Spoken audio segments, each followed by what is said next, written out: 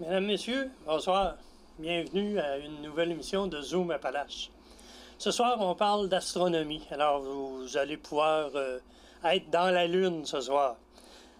Notre invitée, c'est Mme Julie Bolduc-Duval. Alors, sans plus tarder, Mme Duval, je vous laisse vous présenter. Merci. Bien, ça fait plaisir d'être ici. Alors, moi, dans le fond, je travaille en éducation de l'astronomie. Ça fait quand même 20 ans que je suis un peu dans ce domaine-là. En fait, je suis passionnée des étoiles, mais au lieu d'aller dans la recherche, comme plusieurs font, moi, j'étais vraiment plus intéressée au niveau vulgarisation, éducation.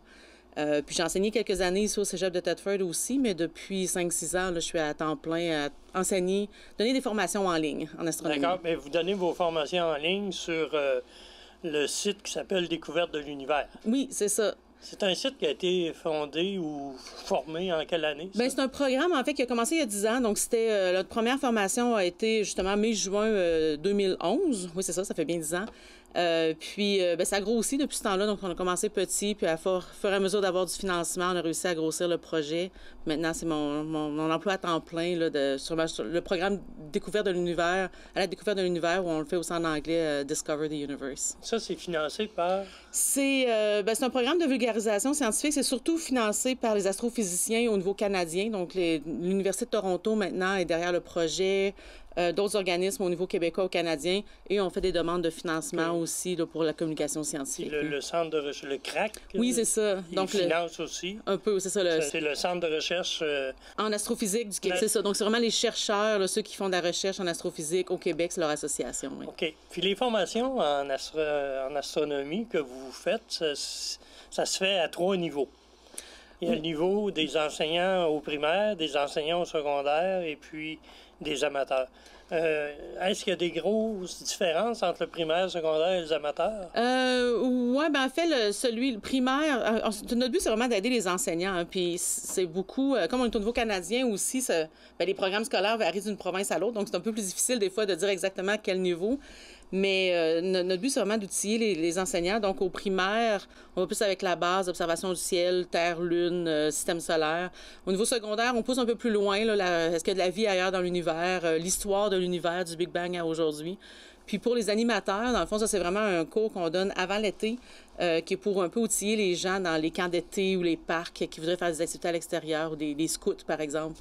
Alors là, on leur donne des outils pour observer comme concrètement qu'est-ce qu'ils peuvent faire comme activité avec leurs jeunes dehors, par exemple, ainsi de suite. D'accord. Vous me dites que vous donnez ces cours-là à la grandeur du Canada. Vous faites en anglais aussi? Oui, je fais les deux, anglais-français. Bon, c'est assez facile. J'ai quand même, faut dire que j'ai fait mon bac. Moi, je viens de la région de Québec, mais je suis allée étudier à l'Université de Victoria en Colombie-Britannique. Fait que j'ai habité 7 ans là-bas. Fait que ça, oui, ça a aidé beaucoup. C'est ça, j'aurais pas été capable sinon. Les cours en ligne, les formations en ligne vont se donner du 7 au 25 juin 2021. Ça va ser des cours d'environ 10 heures de formation. Ça comprend, pendant 3 semaines, il y a la première semaine, c'est le ciel nocturne. Ça, vous le donnez aux 3 niveaux, hein? Pas au deuxième, pas au niveau secondaire. On invite les gens. En fait, quand on dit primaire, secondaire, là, les profs du secondaire pourraient suivre le niveau 1 qu'on appelle parce qu'il y a plein de connaissances qui seraient intéressantes aussi. Donc oui, la première semaine, avant l'été, là, justement pour les animateurs et aussi pour le primaire, on leur donne la base sur le ciel nocturne. Si on lève les yeux, qu'est-ce qu'on peut voir? OK. Puis dans la deuxième semaine, c'est les phénomènes d'événements célestes. Ça veut peut-être dire... je sais pas, la pleine lune. Puis on parle des phases de la lune, c'est sûr, parce que c'est une des choses les plus faciles à observer, là, qu'on soit en ville ou en campagne, on peut voir la lune. On va parler, par exemple, des étoiles filantes, comme la pluie des étoiles filantes au mois d'août. On va parler s'il y a des éclipses visibles, différents phénomènes comme ça. Des fois, juste les changements de saison, ça peut être des beaux sujets aussi à apporter, surtout dans des parcs, par exemple. Là. Pourquoi il y a des saisons? Puis comment trouver l'étoile polaire? Ben c'est ça. C'est sûr qu'avec le ciel nocturne, on parle de ça parce que c'est un peu la base. exactement. Ça, la Voie lactée, quand on habite en campagne, on la voit bien. Là. Moi, je suis chanceuse, je la vois de chez moi, mais c'est pas à cause de la pollution lumineuse, là, dès qu'on est en ville, malheureusement, on ne la voit plus. Peut-être faire de passer un règlement concernant la pollution lumineuse. Oui. Est-ce que vous avez collaboré là-dedans? Moi, je suis pas impliquée là-dedans, mais je suis quand même un peu ce qui se fait, là, surtout à l'Observatoire du Mont-Mégantic avec l'Astrolabe du Mont-Mégantic. Là-bas, ils ont vraiment développé une expertise mondiale dans la lutte à la pollution lumineuse. Puis je trouve ça vraiment intéressant de voir qu'ils vont aller outiller les municipalités, justement, pour réduire la pollution lumineuse. Là. Pas juste pour la recherche astronomique, parce que dans le fond, c'est tellement beau, un ciel étoilé, puis maintenant, il y a tellement peu de personnes qui peuvent le voir directement de chez eux. C'est un peu comme un patrimoine naturel à conserver, dans le fond. Fait que je trouve qu'ils ont des belles façons d'apporter ça, puis de faire là, vraiment la lutte à la pollution lumineuse de façon concrète. Là. Et si on revient aux formations, la 3e semaine, c'est de la Terre à l'infini. Oui. L'infini, c'est spécial, l'infini. Ça donne un vertige. Ben oui, moi, ce que j'aime bien apporter, c'est justement un peu l'idée de grandeur, parce que même quand on s'imagine qu'on est petit dans l'univers, là, on n'imagine jamais assez petit. L'univers est toujours plus grand de ce qu'on imagine. Puis même quand on travaille dans le domaine, je suis capable de dire les chiffres, je suis capable de faire des calculs, mais mon cerveau n'est pas encore capable de comprendre à quel point c'est grand, parce que c'est juste trop grand. Mais de donner une échelle de grandeur, puis de mettre la Terre dans tout ça aussi, moi, je trouve que ça donne tellement de perspectives différentes sur notre planète quand on voit... On imagine notre Terre, tu sais, comme à notre échelle, elle est immense, la Terre, là. Mais quand on la voit de l'espace, la petite planète Terre, la petite bille bleue perdue dans la noirceur de l'espace, puis là, on imagine, OK, là, il y a la Lune, mais après ça, les autres planètes beaucoup plus loin, puis là, tout notre système solaire, et tout ça, c'est juste une petite partie de notre galaxie, puis ainsi de suite. Bien, je trouve que ça donne une perspective différente aussi. C'est un peu là qu'on peut comprendre, sans le comprendre vraiment, c'est quoi la vie éternelle. Bien, en fait, l'éternité de l'univers, là, c'est ça. Est-ce que la vie en a ailleurs? Jamais de fin, hein? Non, c'est ça. Mais ça donne le vertige, là. Notre cerveau veut pas comprendre quelque chose qui n'a pas de fin. Moi, je comprends très bien, parce que quand j'y pense aussi, je me dis toujours, c'est comme si tu es dans une boîte, puis tu défonces le mur pour aller voir ce qu'il y a l'autre bord. Mais l'autre bord, ça continue. Oui, c'est ça. Ça continue tout le temps, puis tu n'arriveras jamais à la fin. Oui. C'est peut-être une des facettes intéressantes dans la découverte de l'univers. Moi, oui, l'infiniment grand, c'est fascinant. Je pense même sans aller nécessairement à l'infiniment grand, de voir un peu notre place dans tout ça. Moi, je pense que c'est des connaissances que tout le monde devrait avoir. En tout cas, moi, je trouve que ça nous donne, juste en termes de la planète, notre Terre, c'est le seul endroit où on peut vivre. Hein. Puis quand on parle des ressources naturelles, des changements climatiques et tout ça, mais là, de réaliser, attends un petit peu, là, cette petite bille-là, là, c'est tout ce qu'on a. Là. Il faut s'en occuper, on ne peut pas aller ailleurs. Fait que je trouve qu'il y a vraiment des perspectives différentes que l'astronomie peut apporter, puis qui fait qu'on regarde autour de nous et on se dit, OK, ouais, les ressources ont l'air limitées, mais dans le fond, à l'échelle de la planète, vraiment pas. Là, c'est très petit. Ça se rapproche aussi d'une façon philosophique de voir la vie. Oui, un peu, effectivement. En ayant suivi ces formations-là, on sera capable de reconnaître les constellations d'été. Y a-t-il des constellations d'hiver différentes de celles d'été? Oui, les constellations, en fait, c'est des regroupements des dessins qu'on a fait dans les étoiles, là, un peu comme quand on est petit puis qu'on suit les chiffres. Oui, c'est ça, on suit les picots, exactement. C'est le même principe. Puis, c'est sûr que différentes cultures ont inventé différentes constellations, mais même si les constellations, c'est des inventions humaines, en fond, c'est utile pour se retrouver dans le ciel. Fait que pour se reconnaître un peu, justement, trouver l'étoile polaire, ainsi de suite, se retrouver dans le ciel. Puis, oui, il y a des constellations parce que de la façon que la Terre se déplace autour du Soleil, il y a des étoiles qu'on voit juste l'été, des étoiles qu'on voit juste l'hiver, automne, printemps aussi. Mais il y en a qu'on voit tout le temps. Comme la Grande Ourse d'ici du Canada, c'est une constellation qu'on voit tout le temps. La Grande Ourse, c'est le chaudron, ça. Oui, c'est ça. Donc, c'est la plus facile à trouver dans l'hémisphère nord, puis ça tombe bien, elle est là tout le temps. Fait que c'est un bel endroit pour partir. Mais ces constellations-là ont été développées à travers les siècles, surtout par les navigateurs. Probablement, oui, mais en fait, c'est beaucoup de différentes mythologies. Mais moi, ce que je trouve intéressant maintenant, c'est de réaliser, pendant longtemps, on a enseigné seulement les constellations occidentales là, qui viennent de la mythologie gréco-romaine. Mais maintenant qu'on se rend compte qu'on s'ouvre un peu aux autres cultures, on fait comme, ben voyons, toutes les cultures avaient leur propre constellation. C'est intéressant de voir les différences. Hein. Comme l'astronomie autochtone, je trouve ça vraiment intéressant de voir les histoires que certains peuples, dans le fond, avaient avec différentes constellations, puis de voir, ah, eux autres, ils avaient vu ça là. OK, les Grecs avaient vu telle chose dans le même dessin d'étoiles, par exemple. Je trouve ça vraiment intéressant. Ah oui, mais pourtant, c'est toute la même affaire. Bien, c'est tous des points, mais on les dessine différemment. C'est ça, exactement. Okay. Mais encore une fois, les constellations, c'est juste des dessins qu'on a faits. C'est les étoiles elles-mêmes, on peut les étudier de façon complètement différente, vraiment voir quelle sorte d'étoile que c'est, ainsi de suite. Mais ça, c'est une autre branche de l'astrophysique. Ouais. Là, on parle des étoiles. Dans la formation aussi, comment utiliser un cherche-étoile. Oui. Un cherche-étoile, moi, je connais pas ça. Cherche-étoile, j'aurais dû en apporter un, mais j'ai pas pensé, mais c'est un outil, dans le fond, on peut en acheter dans les librairies là, en plastifié, mais sinon, c'est carton. Et on l'aligne, c'est une carte du ciel, puis en enlignant la date et l'heure, ça nous montre vraiment la partie du ciel qui va être visible au-dessus de notre tête ce soir. Comme les constellations changent au cours de l'année, bien, ça peut être utile, dans le fond, de commencer comme ça pour voir que ce soir, voici ce que je pourrais voir à l'est, à l'ouest, ainsi de suite. Moi, c'est comme ça que j'ai commencé à apprendre les constellations il y a plus que 20 ans.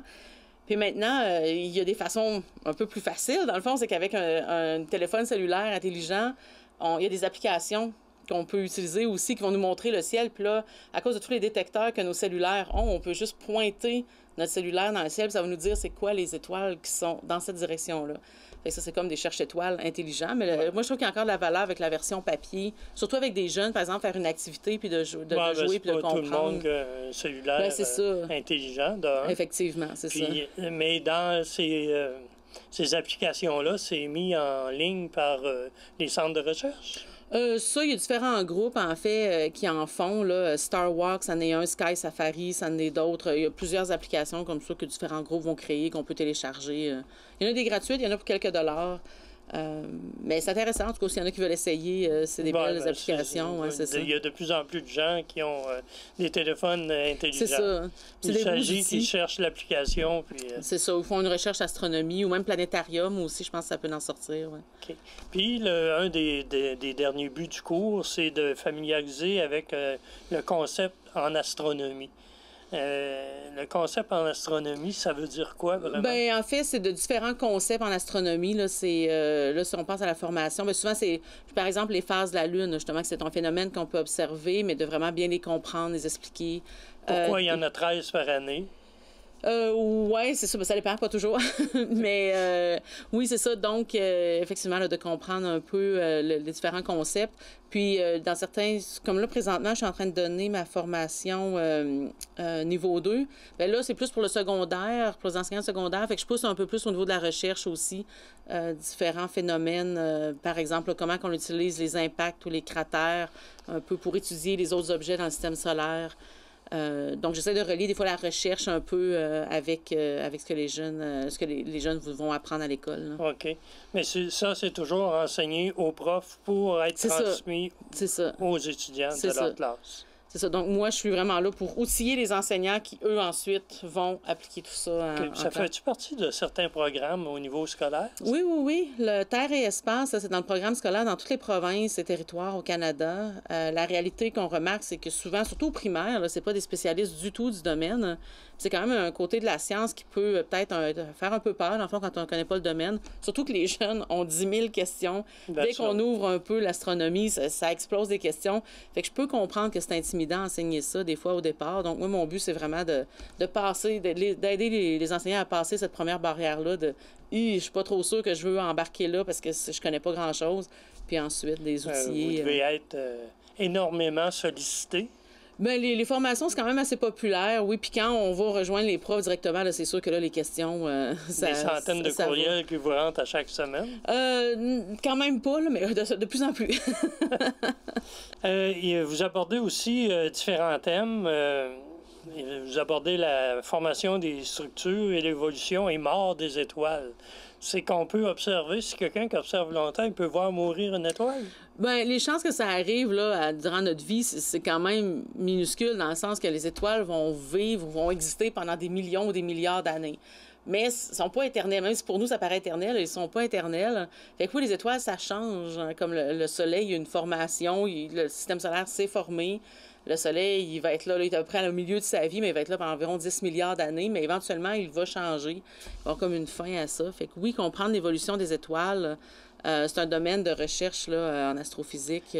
Mais c'est-tu dans ce temps-là qu'on dit quand une étoile meurt, ça devient un trou noir? C'est une des fins possibles pour les étoiles. Les étoiles très massives, comme beaucoup plus grosses et chaudes que le Soleil, vont se terminer effectivement sur un trou noir. Elles vont comme s'effondrer sur elles-mêmes à la fin, créer un trou noir qui est là. Si je dis trou noir, il faut que j'explique un peu parce que c'est comme un mot que les gens entendent mais qu'on comprend pas toujours c'est quoi. Mais ça, vous ne devez pas le donner en formation, trop compliqué? J'explique les trous noirs parce que dans le fond, c'est un objet où la gravité est très, très intense. Fait que si on s'approche trop d'un trou noir, ben, c'est là qu'on peut pas s'en sortir. Donc, là, ça fascine. C'est comme une balayeuse. Oui, c'est ça, mais il faut être assez proche. Là. Moi, l'exemple que je donne des fois, c'est que si le Soleil se changeait en trou noir demain, il le fera pas, là, mais s'il le faisait, la Terre continuera en orbite autour du Soleil trou noir. On ne serait pas aspiré vers le centre. Parce que souvent, les gens pensent que justement, un trou noir qui passerait pas du système solaire, là, on se ferait tous aspirer. La gravité, oui, il y a une gravité très forte, mais c'est surtout quand on est très, très près là, que ça devient pourrait être extrême. des satellites, peut-être, qui pourraient être aspirés. Ben, si on les envoyait assez loin, les sondes, là, il y a différentes choses, mais il n'y a pas de trou noir. Là, je ne vais pas faire peur à personne. Il n'y a pas de trou noir qui passe proche du système solaire. Comme la sonde qui est sur Mars.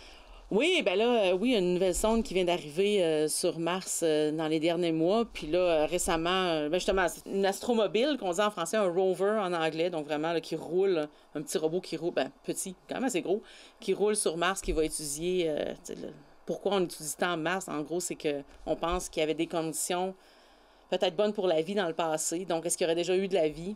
On pense pas qu'il y ait des petits bonhommes verts qui se cachent de nous, là, mais vraiment comme des microbes, dans le fond, là, de la vie bactérienne.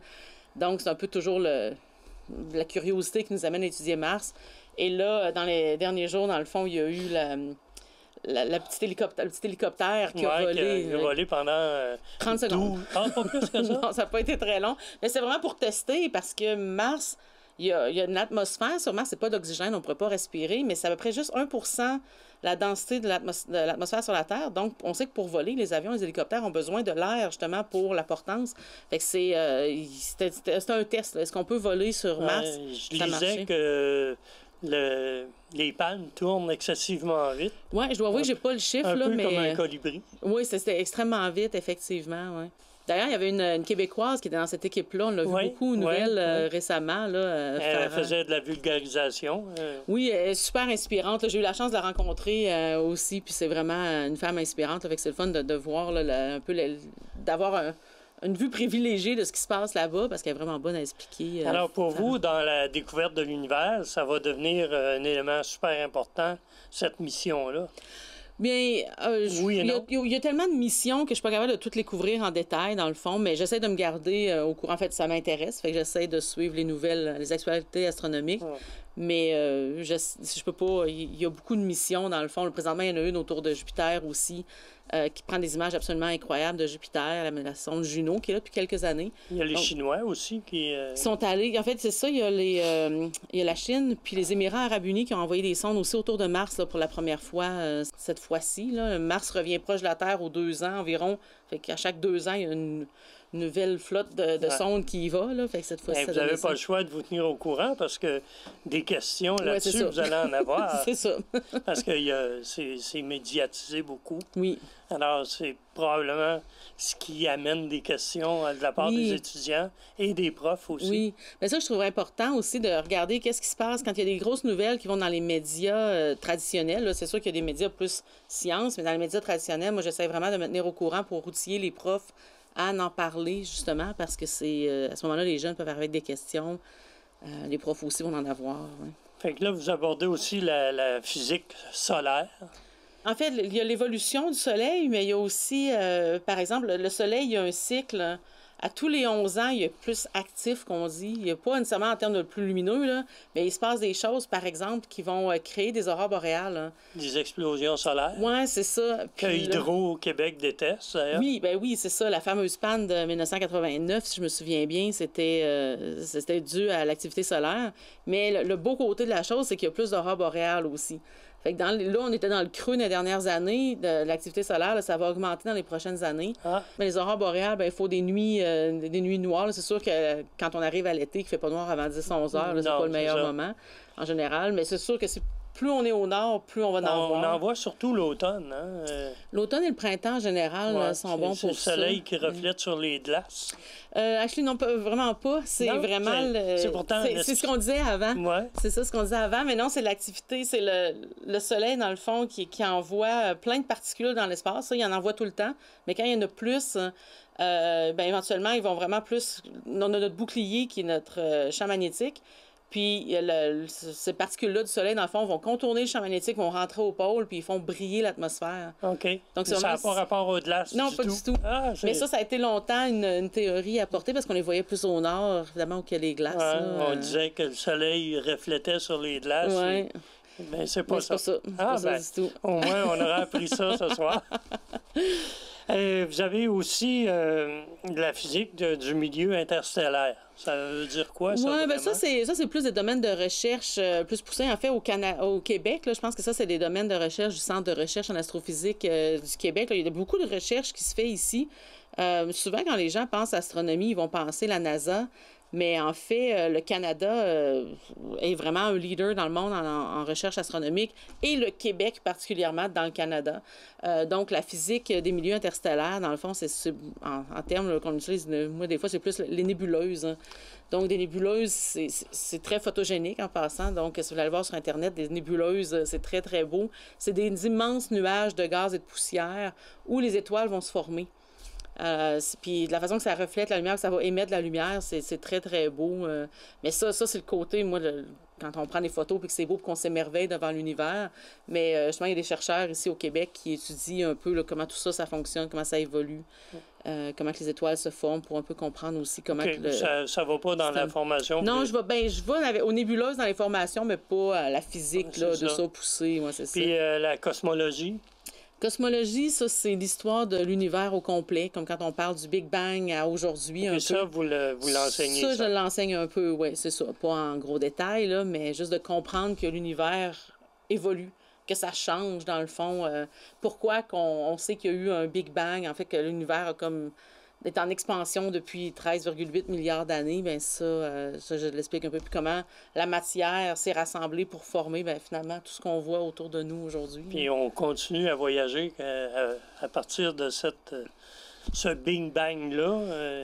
L'univers est encore en expansion, mais ça, on le voit pas à notre quotidien, là, parce que c'est aux grandes échelles. Là. Ben, toute la galaxie tasse en même temps. Oui, c'est ça, effectivement. Donc, les galaxies, dans le fond, vont s'éloigner les unes des autres, hein. À très, très grande échelle, oui. Malheureusement, il nous reste presque plus de temps. On est déjà à la fin. Déjà, mais il vous reste un peu de temps quand même pour nous expliquer peut-être des choses à venir.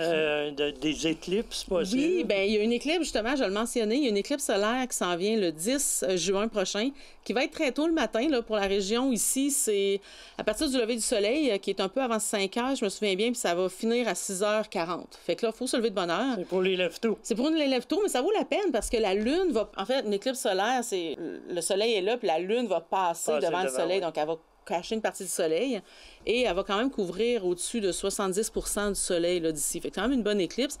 Évidemment, il ne faut pas regarder le soleil directement sans lunettes à éclipse, hein, mais sur mon site, justement, à la découverte de l'univers, là, on va parler d'un défi éclipse qui va inviter les gens à observer l'éclipse de différentes façons par projection. En tout cas, on va montrer des images là, pour le faire de façon sécuritaire, mais quand même profiter du spectacle, là, même si on n'a pas de lunettes. Mais regardez jamais le soleil sans lunettes, ça c'est très, très important. Bon. Alors, mesdames, messieurs, c'est désolé, mais c'est tout le temps qu'on a pour notre émission. On aurait pu continuer pendant des heures. J'ai tellement de questions, mais on aura peut-être le plaisir de vous recevoir de nouveau. Alors, merci beaucoup de votre écoute et à la semaine prochaine.